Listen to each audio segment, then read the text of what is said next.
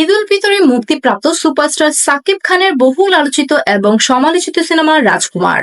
রাজকুমার মুক্তির 1 মাসের ভিতর অনেকগুলো রেকর্ড ভেঙেছে এই সিনেমা। কাহিনী ও চিত্রনাট্য লেখার সাথে পরিচালনা করেন হিমেল আশরাফ। ভার্সেটাইল মিডিয়ার অধীনে প্রযোজনা করেছেন আরশাদ আদনান।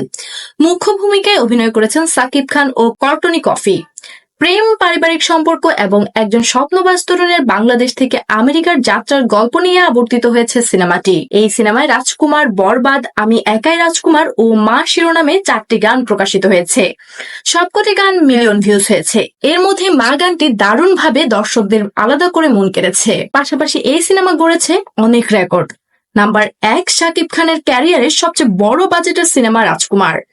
নাম্বার 2, এই প্রথম কোনো বাংলা সিনেমা যা 3 কোটি টাকার উপরে ওটিটিতে বিক্রি হয়েছে। নাম্বার 3, এই প্রথম কোনো বাংলা সিনেমা যা বাইরের দেশে বেশি দামে বিক্রি হয়েছে। তো দর্শক, আপনার কেমন লেগেছে রাজকুমার সিনেমাটি জানিয়ে দিন কমেন্ট বক্সে। ভালো লাগবে ভিডিওটি লাইক করুন এবং চ্যানেলটি সাবস্ক্রাইব করে পাশে থাকুন। ধন্যবাদ।